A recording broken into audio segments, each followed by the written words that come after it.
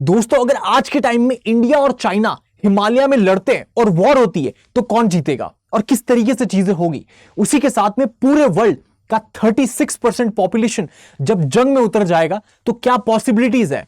क्या इंडिया हार जाएगा या फिर इंडिया सिर्फ चाइना की बराबरी कर पाएगा या फिर इंडिया पूरी तरीके से चाइना को पछाड़ देगा। मतलब क्या पॉसिबिलिटीज है, किस तरीके से चीजें हो सकती है, इसको हम 5 स्टेप्स के अंदर समझने की कोशिश करेंगे। सबसे पहले इंडिया के पास क्या स्ट्रेंथ है, उसकी क्या ताकत है, चाइना के पास क्या एडवांटेज है, उसी के साथ में इंडिया और चाइना के हिसाब से देखेंगे तो क्या चैलेंजेस दोनों को देखने को मिल सकते हैं जब हिमालय में जंग होती है भारत और चाइना के बीच में।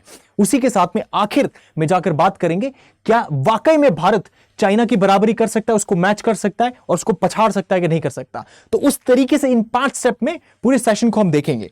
सबसे पहले भारत की क्या स्ट्रेंथ है उसको समझने की कोशिश कीजिए कि हाई ऑल्टीट्यूड वॉरफेयर मतलब ऊंचाइयों पे अगर जंग लड़नी हो तो उसमें भारत को महारत हासिल है। उसमें हमारे सिपाही उस तरीके से बहुत ज्यादा तरीके से बेटर करते हैं if you compare with Chinese counter part. उसी में अगर आप देखेंगे तो कहीं ना कहीं क्योंकि हम सियाचिन ग्लेशियर इतनी मतलब वर्ल्ड का सबसे हाईएस्ट टॉप है जहां पे मिलिट्री डिप्लॉयड है, मतलब उस तरीके से मिलिट्री पर्सनल डिप्लॉयड है, वहां पे अगर सियाचिन ग्लेशियर है वहां पे अगर हम अपनी मिलिट्री को उस तरीके से इतने लंबे समय तक डिप्लॉय कर सकते हैं सिंस जब से ये ऑपरेशन हुआ था, जब से हमने सियाचिन को उस तरीके से कब्जा किया था, कैप्चर किया था, उसके बाद से वहां पर हमारी आर्मी है। उसी के साथ में कारगिल हो या ईस्टर्न लद्दाख हो, इंडिया के सोल्जर्स को उस तरीके से एक्सपीरियंस है। अगर आप देखेंगे कारगिल हो गया या ईस्टर्न ये वाला रीजन हो गया, ईस्टर्न लद्दाख हो गया, या फिर आप बात करें सियाचिन ग्लेशियर की, ये जो हाई माउंटेनियस एरिया है यहां पे इंडियन सोल्जर्स को उस तरीके से एक्लेमेटाइज है और वॉरफेयर किस तरीके से लड़ना है उनको एक्सपीरियंस है।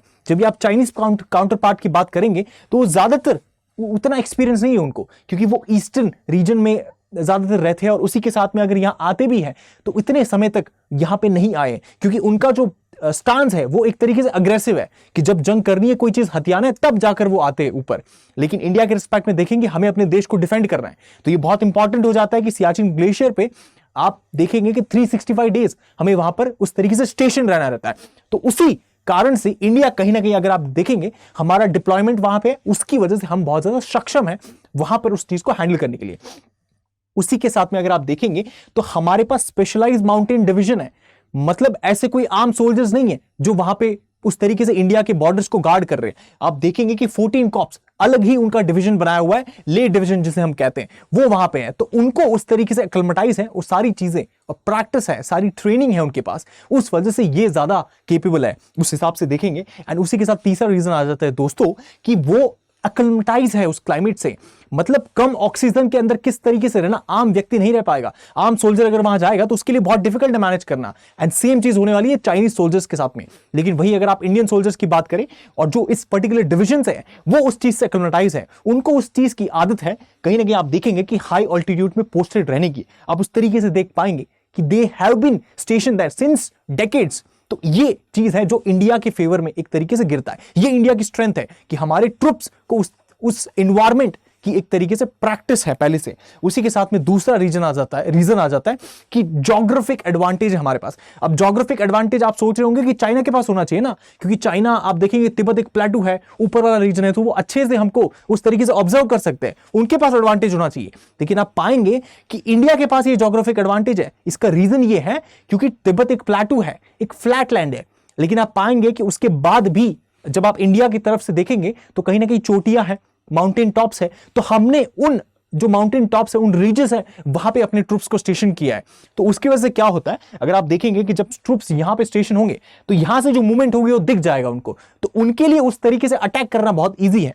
तो यहां पे इंडिया को एक अपर हैंड मिल जाता है। उसी के साथ में बहुत सारे पासेस हैं हमारे पास, जिसकी वजह से हम बीआरओ जो बॉर्डर रोड ऑर्गेनाइजेशन है, उन्होंने उस तरीके से रोड्स वगैरह इंफ्रास्ट्रक्चर बनाया, जिसकी वजह से इन पासेस के थ्रू वहां पे हमारी इंफ्रास्ट्रक्चर या फिर मिलिट्री के लिए जो भी सप्लाईज है वो भेजना इजी हो जाता है। तो ये रीजन बन जाता है जिसकी वजह से इंडिया को एक ज्योग्राफिक एडवांटेज देखने को मिलता है। उसी के साथ में आप देखेंगे कि चाहे वो नाथुला पास हो या जोजिला पास हो, उस तरीके से देखेंगे कि आप नाथुला पास हो या जोजिला पास हो, आप सिक्किम की बात करें या फिर लद्दाख की बात करें, हमारे पास इंपॉर्टेंट पासेस है उस तरीके से जिसकी वजह से हम कहीं ना कहीं एक ज्योग्राफिक एडवांटेजेस में आते हैं और ये पासेस बहुत इंपॉर्टेंट हो जाते हैं सप्लाईज के लिए भी, और उस हिसाब से देखेंगे कि आपको सर्वेलेंस करना है तो उसके लिए भी बहुत इंपॉर्टेंट हो जाता है। क्योंकि आप पाएंगे कि जब डोकलाम प्लेटू की बात आती है, जब चाइना उसे क्लेम करने की कोशिश करता है, तब कहीं ना कहीं ये बहुत इंपॉर्टेंट हो जाता है कि वो प्लेटू रीजन है, एक हाइट पे है, उस वजह से वो क्लेम करने की कोशिश कर रहा है, क्योंकि उसकी वजह से वो इंडिया को परेशान कर सकता है। सिलीगुड़ी जो नेक कॉरिडोर है वहां पे, या चिकन नेक जो कॉरिडोर है वहां पे परेशान कर सकता है, और इंडिया को नॉर्थ ईस्ट से अलग करने की पूरी कोशिश में उस तरीके से उसको कहीं ना कहीं एक डेवलपमेंट होते हुए, सक्सेस होते हुए देखने को मिल सकता है। उस वजह से बहुत इंपॉर्टेंट हो जाता है कि ये पासेस का इंपॉर्टेंस हम समझे। उसी के साथ में आप देखेंगे कि तीसरा रीजन निकल के आता है कि हमारे पास जो भी लॉजिस्टिक है उसको किस तरीके से मैनेज करना है, वो बहुत हार्श कंडीशन में उसकी एक्सपर्टीज है। मतलब बीआरओ बहुत समय से, डेकेड से ये सारे इंफ्रास्ट्रक्चर वगैरह बना रहा है, तो उसको नो हाउ और एक्सपर्टीज है उस चीज में, तो ये एक इंपॉर्टेंट हो जाता है। उसी के साथ में आप समझेंगे कि हमने अलग अलग प्रकार के जो भी ट्रांसपोर्ट के लिए माध्यम हो सकते हैं उन सबको यूज किया है। आप देखेंगे हमने म्यूल्स को भी यूज किया है जब सप्लाईज को हमें ट्रांसफर करना होता है। उसके बाद में हमने एयर सपोर्ट हो, मतलब हमारे पास C-130J सुपर हरक्यूलस हो, या फिर आप देखेंगे कि ड्रोन्स हो गए, या फिर चिनूक हेलीकॉप्टर जो हैवी लिफ्ट हेलीकॉप्टर है, इन सभी को हमने यूज किया है ट्रांसपोर्टेशन के लिए हिमालय और उस तरीके की टेरेन में जो कि बहुत डिफिकल्ट टेरेन है। तो ये सारी जो एक्सपर्टीज है अभी के समय में देखेंगे ड्रोन सप्लाईज के थ्रू, ये सारी एक्सपर्टीज इंडिया को एक स्ट्रेंथ देती है।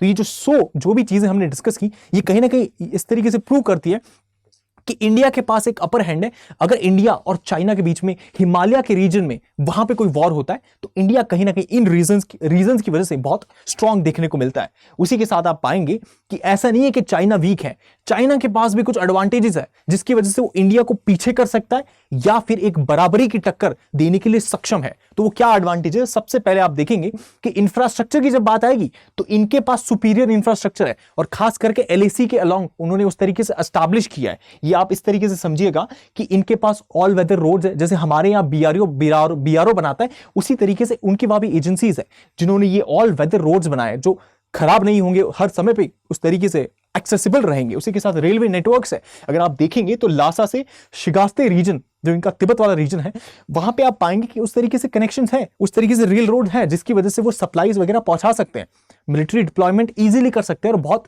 तेजी से कर सकते हैं। तो ये एक एस्पेक्ट हमको देखने को मिलता है, उसकी वजह से इनका लॉजिस्टिक बहुत हाई स्पीड हो जाता है, ये चीज है। उसी के साथ में इनके पास जो एयरबेस है या जो भी हेलीपैड्स है ये ड्यूअल यूज के हैं।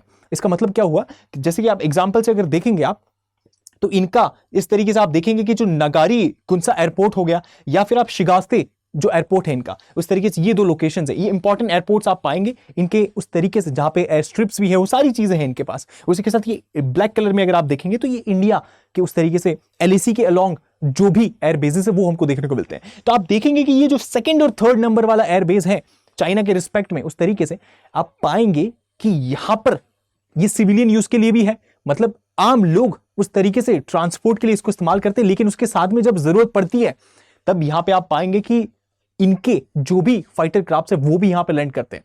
तो डुअल यूज है, मतलब सिविलियन भी यूज होता है और मिलिट्री यूज भी होता है। तो ये कभी भी यहां पे उस तरीके से अलोंग एलएसी जो है यहां पे डिप्लॉयमेंट कर सकते हैं, उस तरीके से उसको यूज कर सकते हैं। तो ये एक एस्पेक्ट है जो चाइना को एक अपर हैंड देता है। उसी के साथ आप देखेंगे कि इनके पास टेक्नोलॉजिकल एज है। ये कैसा एज हो जाता है आप समझेंगे। अनमैन एरियल व्हीकल की जब बात करते हैं, अनमैन मतलब कोई उसे चला नहीं रहा है, ड्राइवरलेस है, एरियल व्हीकल जो हवा में चलता है उस तरीके से, मतलब हम ड्रोन्स की बात कर रहे हैं। तो ड्रोन हो गए, या फिर इलेक्ट्रॉनिक वॉरफेयर की जब बात आ जाती है, जब कोई भी रेडियो सिग्नल्स होते हैं उसको कहीं ना कहीं आपको जैम करना है, वो सारी टेक्नोलॉजी इनके पास है। और सैटेलाइट के रिस्पेक्ट में अगर आप देखेंगे तो इनका जो बेडू सिस्टम है, जैसे कि जीपीएस है यूएसए का, इंडिया का नाविक है, वैसे इनका बेडू है। तो वो देखेंगे तो उसका जो कवरेज है वो बहुत ज्यादा है, और आप समझेंगे, आप शॉक हो जाएंगे ये चीज को सुनकर कि बेडू का कवरेज जीपीएस से भी ज्यादा है। मतलब आप समझिए कि ये जो ब्लू डॉट्स आप देख रहे हैं यहां पे बेडू का कवरेज जीपीएस से ज्यादा है। मतलब अगर आप देखेंगे, लेट्स से ये रीजन को ले लीजिए, ये रीजन में अगर मतलब बेडू का coverage is let's say 10 units का, तो वहां पे आप पाएंगे कि जीपीएस का कवरेज 6 या 7 यूनिट ही है। और ये जो रीजन है यहाँ पे जीपीएस कहीं ना कहीं हावी है, लेकिन ये जो एशिया वाला रीजन हो गया, यूरोप वाला रीजन हो गया, ईस्ट अफ्रीका वाला रीजन हो गया, वहां पे बेडू के पास एक अपर हैंड है। तो आप पाएंगे कि चाइना का जो भी उस तरीके से सिस्टम है वो कहीं ना कहीं नाविक तो यहाँ पे दिख भी नहीं रहा है हमको, उस तरीके से आप देखेंगे बहुत आगे है ये। तो उसकी वजह से इनके लिए बहुत इजी हो जाता है सर्वेलेंस करना। मतलब हमारा कोई अगर मिलिट्री व्हीकल जा रहा होता है, हमारी ट्रुप्स की मूवमेंट हो रही होती है, तो उनको पिन पॉइंट एक्यूरेसी और प्रेसिशन से पता होता है कि उस तरीके से मूवमेंट हो रही है। तो इसकी वजह से इन्हें पहले से इंफॉर्मेशन मिल जाती है वो सारी चीजों के बारे में। उसकी वजह से इनको टेक्नोलॉजिकल नो हाउ की वजह से एक अपर हैंड मिल जाता है। उसी तरीके से आप देखेंगे कि इनके पास बहुत एडवांस ड्रोन्स हैं जो इनको ये हेल्प करते हैं सारे रिकॉनिसेंस मिशंस में। ये एस्पेक्ट हो जाता है। उसी के साथ में ये एआई को यूज करते हैं और साइबर वॉरफेयर के रूप में भी अगर आप देखेंगे तो ग्रे वॉरफेयर करते हैं। मतलब 2020 में अगर आपने देखा होगा न्यूज आई थी कि उस तरीके से चाइना ने इंडिया के जो पावर स्टेशंस है या जो पावर इंफ्रास्ट्रक्चर है उसको डैमेज करने की कोशिश की थी, उसको रोकने की कोशिश की थी बीच में। तो ये सारे जो एफर्ट्स है अगर आप देखेंगे इनके ऑफिशियल्स इस तरीके से लगे रहते हैं या फिर ये किसी और को हायर कर लेते हैं, इस तरीके से ग्रे वॉरफेयर करते हैं। तो ये जो एस्पेक्ट हमको देखने को मिलता है ये इनको एक टेक्नोलॉजी के रूप में एक अपर हैंड दे देता है। उसी के साथ में आप तीसरा इनका रीजन देखेंगे जिसकी वजह से चाइना एक एडवांटेज में रहता है, वो ये है कि इनकी जो मोबिलाइजेशन कैपेसिटी है वो बहुत तेज है। ये कैसे हो पाएगा? आप देखेंगे कि तिब्बत मिलिट्री डिस्ट्रिक्ट मतलब इनका जो मतलब वेस्टर्न थिएटर कमांड है, मतलब सबसे इंपॉर्टेंट चीज ये हो जाता है कि हमारे पास तो जॉइंट कमांड, मतलब आप देखेंगे थिएटर कमांड हमारे यहाँ नहीं है। मतलब आर्मी अलग तरीके से फंक्शन कर रहा है, एयरफोर्स अलग तरीके से फंक्शन कर रहा है, नेवी अलग तरीके से फंक्शन कर रहा है, जबकि यहां पे इनके कंट्री में आप पाएंगे कि तीनों साथ में मिलकर फंक्शन करते हैं। और वहां पे इनका जो वेस्टर्न थिएटर कमांड है उसी के अंडर आता है तिब्बत मिलिट्री डिस्ट्रिक्ट। अब यहां पे आप देखेंगे कि ये इसे रिपोर्ट करता है और उस तरीके से एक सेंट्रलाइज वे में रिपोर्टिंग होती है। और इसकी वजह से एलएसी के पास में होने की वजह से क्या होता है कि सप्लाईज और जो भी इंफॉर्मेशन शेयरिंग है वो बहुत तेजी से होता है। तो कहीं ना कहीं इनको यहां पे एडवांटेज मिल जाता है। ये एक एस्पेक्ट देखने को मिलता है। उसी के साथ में इनका बजट पे ध्यान दीजिए आप। इंडिया का बजट कितना, इंडिया का डिफेंस बजट आप देखेंगे तो आप पाएंगे कि 73 बिलियन डॉलर है। इनका कितना हो जाता है? 250 बिलियन डॉलर के आसपास पहुंचता है, 230 billion dollar. It's a huge number. मतलब इंडिया के रिस्पेक्ट में देखेंगे तो 3 गुना से भी ज्यादा है। तो इतने बड़े डिफेंस बजट की वजह से ऑब्वियसली इनके पास R&D और इंफ्रास्ट्रक्चर डेवलपमेंट और उस हिसाब से अगर प्रोक्योरमेंट करना है तो उसकी वजह से बहुत ज्यादा स्कोप है। और इंडिजिनस मैन्युफैक्चरिंग करनी तो उसमें भी इन्वेस्टमेंट इजीली कर सकते हैं ये लोग। जबकि इंडिया के केस में ये चैलेंजेस हमको देखने को मिलता है। और इंडिया के केस में आप पाएंगे कि DRDO जिस तरीके से सक्षम होना चाहिए वो सक्षम नहीं है, लेकिन इनके यहाँ पे अलग केस है। उसी के साथ में आप देखेंगे, आप पाएंगे कि आप उस तरीके से देखिए कि J-20 माइटी ड्रैगन हो या J-35 हो, इस तरीके से इनके पास 5th जनरेशन के एयरक्राफ्ट है और इंडिया के पास 5th जनरेशन एयरक्राफ्ट नहीं है। तो ये एक इश्यू की बात आ जाती है कि टेक्नोलॉजी के मामले में ये बहुत हमसे आगे है। तो यहां पे ये सारी चीजें कहीं ना कहीं प्रूव करती है कि एडवांटेज चाइना के पास भी है। अब इंडिया के पास स्ट्रेंथ है, चाइना के पास एडवांटेज है, तो कौन जीतेगा? आप समझिए कि दोनों के भी कुछ चैलेंजेस होंगे ना। तो इंडिया क्या चैलेंजेस फेस कर रहा है? सबसे पहले आप देखेंगे कि इंडिया के रिस्पेक्ट में आप देखेंगे कि जिस तरीके से भी हमारे पास चीजें हैं वो जैसे होनी चाहिए वैसे नहीं है। आप पाएंगे कि चाइना जिस तरीके से देखेंगे बेटर हार्डवेयर के साथ में टेक्नोलॉजी इनके पास बहुत अच्छी है, उसकी वजह से वो ट्रूप्स को स्टेशन कर सकता है वहां पे। लेकिन इंडिया के रिस्पेक्ट में अगर आप देखेंगे तो वो चीज देखने को नहीं मिलता है। मतलब चाइना के पास JTQ-15 लाइट टैंक्स हैं इनके पास जो कि माउंटेन वॉरफेयर के लिए बने हैं। वहां पे जो हिमालय के टेरेन है वहां पे ये सूटेबल है, ये अच्छे से काम करेंगे। जबकि इंडिया के केस में जब हम देखते हैं तो हमारे पास जो टैंक है वो कभी काम करते कभी काम नहीं करते। आप अर्जुन टैंक्स की बात कर लीजिए, बीच में न्यूज आई थी कि 75% अर्जुन टैंक्स को हमको ग्राउंडेड करना पड़ा क्योंकि हमारे पास उनकी इक्विपमेंट्स नहीं थे या जो भी रिक्वायरमेंट उसके लिए होती है उसको ठीक करने के लिए और स्पेशलाइज्ड जो रिक्वायरमेंट होती है उसको फुलफिल नहीं कर पा रहे थे। सेम आप एग्जाम्पल ले लीजिए तेजस फाइटर क्राफ्ट का, जिसको बनने में 35 साल लग जाते हैं, वहीं पे इतने सारे डिलेस के साथ ये सारी चीजें हो रही है। जबकि इनके केस में देखेंगे तो स्विफ्टली जो चीजें चाहिए वो तत्पर हो जाती है, रिक्वायरमेंट के हिसाब से मिल जाती है। इसकी वजह से इनको ये अपर हैंड मिल जाता है। और इंडिया को कहीं ना कहीं एक चैलेंज है कि हमको जो चीजें चाहिए, हमको जो चीज बाहर से अक्वायर करनी होती है उसमें डिले लग जाता है, हमको जो बनाना होता है उसमें डिले लग जाता है। तो ये पेपर वर्क और ये सारी करप्शन, इन चीजों की वजह से हम पीछे रह गए। ये दिक्कत हमको देखने को मिलता है। उसी के साथ में कहीं ना कहीं आप पाएंगे कि इंडिया के पास में जो भी एयर स्ट्रिप का एक्सेस है वो बहुत लिमिटेड है। ये ऐसा क्यों है? क्योंकि हिमालयन टेरेन की हम बात कर रहे हैं तो वहां पे हर समय पे जो एनवायरमेंट रहेगा वो वैसा नहीं रहेगा, कंड्यूसिव नहीं रहेगा कि आप कभी भी किसी भी एयरक्राफ्ट को वहां पे लैंड कर दें। ये दिक्कत वाली बात है कि आप हर किसी को लैंड नहीं कर पाएंगे, आपको एनवायरमेंट के हिसाब से चीजें देखनी पड़ेगी। अब ये कैसे होगा? आप समझिए कि जैसे दौलत बिग कोल्डी है या फिर आसपास के जो एयर स्ट्रिप्स है वहां पे इस तरीके से आप देखेंगे कि एनवायरमेंट हर समय पे कंड्यूसिव नहीं रहेगा। आप पाएंगे कि फॉग है, वैसा वेदर है, वो दिक्कत वाली बात हो जाती है। तो ये जो इश्यूज है ये कहीं ना कहीं इंडिया को प्लैग करते हैं उसके रिस्पेक्ट में आप देखेंगे। और ये हमारे जो एयर बेसेस है हर समय पे इसको ऑपरेशनल रखना डिफिकल्ट हो जाता है। तो क्या किया जा सकता है कि और जो दूसरे लोकेशन है वहां पे भी एयर बेसेस बनाए जाए ताकि ऑल्टरनेटिव एक रूट मिल जाए लैंडिंग के लिए, मिलिट्री सप्लाईज के लिए, ये चीज की जा सकती है। तो ये कहीं ना कहीं इंडिया के रूप में एक चैलेंज हमको देखने को मिलता है। उसी के साथ में आप देखेंगे कि डिलेज जो डिफेंस के प्रोक्योरमेंट में या इंडिजिनस मैन्युफैक्चरिंग में, ये तो दिक्कत है ही। आप पाएंगे कि तेजस फाइटर जेट की बात करें या फिर अर्जुन टैंक्स की बात करें, बहुत डिलेज देखने को मिला हमको इनके रिस्पेक्ट में। उसी के साथ में अब चाइना को क्या चैलेंजेस फेस करने पड़ सकते हैं उसको समझिए।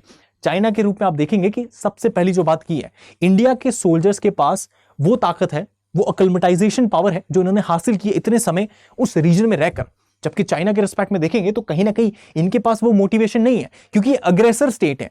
आप कभी भी समझिएगा, जिस इंसान को अगर अपने देश को डिफेंड करना है उनका जो मोटिवेशन होगा वो नेक्स्ट लेवल होगा, जबकि जो कोई अग्रेसर होगा उसका मोटिवेशन एक लिमिट तक होगा।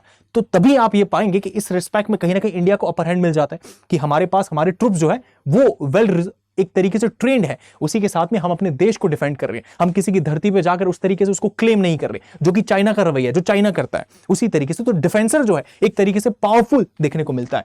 उसी के साथ में आप दूसरा एक एस्पेक्ट इसका देखिए कि इनके पास वो लॉन्ग टाइम एक्सपोजर नहीं है इतने हाई अल्टीट्यूड पे रहने का जो इंडियन सोल्जर्स के पास है। उसी के साथ में आप देखेंगे कि इनके जो लॉजिस्टिक्स है, मतलब हमारे पास तो ये है कि एलएसी है, उसके पास में हमारे देखेंगे कि विलेजेस है, उसी के साथ में हमारे टाउन्स भी है। तो हम अपने मिलिट्री सप्लाईज को बहुत तेजी से लाइन ऑफ एक्चुअल कंट्रोल तक ले जा सकते हैं। लेकिन चाइना को अगर वो करना है तो इनको बहुत दूर से, मतलब एक चाइना के हार्ट लाइन से यहां तक लाने में बहुत समय लगेगा। इंफ्रास्ट्रक्चर का उस तरीके से देखेंगे, लॉजिस्टिक इतना ट्रैवल करके आना होगा।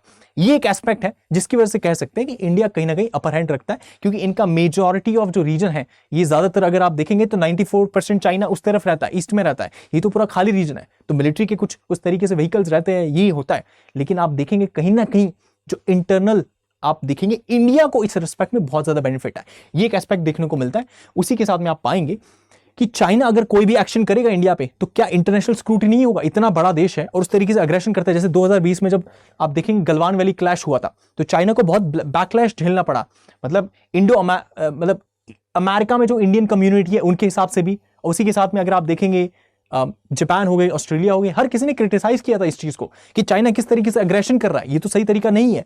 तो ये इंटरनेशनल स्क्रूटनी में जब चाइना आता है तो उसको नुकसान देखने को मिलता है डिफरेंट लेवल्स पे। कोई क्यों कंट्री उसके साथ एक तरीके से एमओयू साइन करना चाहेगा जब उसको पता है कि ये बहुत ही दोगला है, कभी भी कुछ भी रुख बदल सकता है। तो उस वजह से हर कोई बहुत ही स्ट्रेटेजिक रहेगा और कंसर्न रहेगा चाइना का जो भी रवैया उसके साथ में। ये एक एस्पेक्ट देखने को मिलता है। वहीं पे आप देखेंगे कि जिस तरीके से ये आप देखेंगे अगर चाइना उस तरीके से किसी भी इंडिया के रिस्पेक्ट में इस तरीके से एग्रेशन दिखाता है तो बाकी कंट्रीज बहुत अलर्ट हो जाते हैं और वहां पे इंडिया कहीं ना कहीं बाकी कंट्रीज के साथ एक तरीके से देखेंगे स्ट्रेटेजिक रिलेशंस बनाएगा और इन कंट्रीज की तरफ जाएगा। और जब इंडिया इन कंट्रीज की तरफ जाएगा चाइना अकेला पड़ जाएगा। तो जब चाइना अकेला पड़ेगा तो कहीं ना कहीं क्या उसके लिए नुकसान नहीं है, क्योंकि आइसोलेशन में कभी भी जीतना बहुत मुश्किल है। जो आप ग्रुप में कम्युनिटी में रहकर कर सकते वो आइसोलेशन में नहीं कर सकते। तो ये जो है ये चैलेंज चाइना को फेस करने को मिल सकता है। उसी के साथ में आप देखेंगे कि आखिरी मतलब जो चीज है जिसके बारे में हम बात करने वाले थे कि क्या चाइना को इंडिया मैच कर सकता है पावर के रिस्पेक्ट में। हिमालय में अगर वॉर होती है उसको समझिए। आप देखेंगे कि इसको दो पहलू में हम देखेंगे। सबसे पहला है शॉर्ट टर्म। शॉर्ट टर्म में क्या हो सकता है, शॉर्ट टर्म में इंडिया कहीं ना कहीं आप इस तरीके से देखेंगे कि उसके पास स्ट्रेटेजिक एडवांटेज है जिसकी वजह से उसका जीतना आप पाएंगे कि मतलब एकदम तरीके से निश्चित है कि इंडिया इस चीज में नहीं पीछे हट सकता, इंडिया इस चीज में नहीं हार सकता। शॉर्ट टर्म रिस्पेक्ट में आप देखेंगे टेरेन एडवांटेज, हर तरीके से एडवांटेज है। हम ऊपर से सर्वेलेंस कर सकते हैं, सारी चीजें कर सकते हैं। हमको पता है कहां से ट्रूप मूवमेंट होगा, सारी चीजें we are aware of that. और इंडियन ट्रूप्स का जो मोटिवेशन है, जो अकलमटाइजेशन है, वो उसको हेल्प करेगा। तो शॉर्ट टर्म में इंडिया जरूर जीतेगा अगर इंडिया और चाइना के साथ में वॉर होती है। लेकिन लॉन्ग टर्म में अगर इंडिया को ये चीज को मेंटेन करना है, जो शॉर्ट टर्म की स्टोरी है उसकी वजह से हमें कुछ डेवलपमेंट्स करने होंगे। हमारे जो ड्रोन्स हैं इनको हमें अपडेट करना होगा, क्योंकि हमारे पास रुस्तम ड्रोन है जो कि बहुत ही अच्छी बात है, हमने उस तरीके से डेवलप किया है। लेकिन इस चीज को कंटिन्यूटी में रखना है। ऐसा नहीं कि मतलब एक बार काम हो गया फिर वो खत्म हो जाए, फिर वो फाइल रहती है उस पर काम नहीं हो रहा है, वो नहीं होना चाहिए। तो इस चीज को हमें जो भी टेक्नोलॉजी एडवांसमेंट चाइना के पास है, उनके पास 5th जनरेशन फाइटर क्राफ्ट है, हमें भी उस दिशा में आगे बढ़ना होगा। हाइपरसोनिक जो मिसाइल सिस्टम है, हमें भी उस दिशा में आगे बढ़ना होगा। इन सारी चीजों को करना होगा तब कहीं ना कहीं लॉन्ग टर्म में हम देखेंगे कि हम चाइना को उस तरीके से पछाड़ने की पूरी ताकत रखते हैं, और वो एक्चुअल में करके भी दिखाएंगे अगर ऐसा कोई फ्यूचर में इवेंट होता है। इसी के साथ में आप देखेंगे कि एलएसी के अलोंग हमें इंफ्रास्ट्रक्चर बहुत मजबूत बनाना होगा, हमको फॉरवर्ड बेसिस बनाने होंगे। हमने जो दौलत बेग कोल्डी है उसी के साथ में और दूसरे जो अल्टरनेटिव बेसिस वहां पे बनाना बहुत जरूरी है। उसी के साथ में आप पाएंगे कि कॉड हो गया या दूसरे जो ग्रुपिंग्स है उनके साथ अलायंस करना बहुत जरूरी है, ताकि चाइना को ये मैसेज जाए कि इंडिया उस तरीके से देखेंगे तो हर जगह पर अपना जो स्ट्रेटेजिक इंपॉर्टेंस है वो दिखाकर उस तरीके से चाइना को ये मैसेज दे सकता है कि वो इस चीज में अपने मंसूबों में सफल नहीं होगा। उसी के साथ आप पाएंगे कि एक जॉइंटनेस पे फोकस कर हम कहीं ना कहीं अपनी आर्मी, एयरफोर्स और नेवी को उस तरीके से जॉइंट थिएटर कमांड बनाकर हम ये चीज इंश्योर कर पाएंगे कि इंडिया इस चीज में आगे रहे और इंडिया इस चीज में सफल होए। तो चाइना और इंडिया के बीच में अगर फ्यूचर में हिमालय पे वॉर होता है तो शॉर्ट टर्म हो या लॉन्ग टर्म हो, इंडिया पूरी तरीके से तैयार है कि वो इस चीज में जीतेगा, उस तरीके से चाइना को मुंह तोड़ जवाब देने के लिए काबिल है।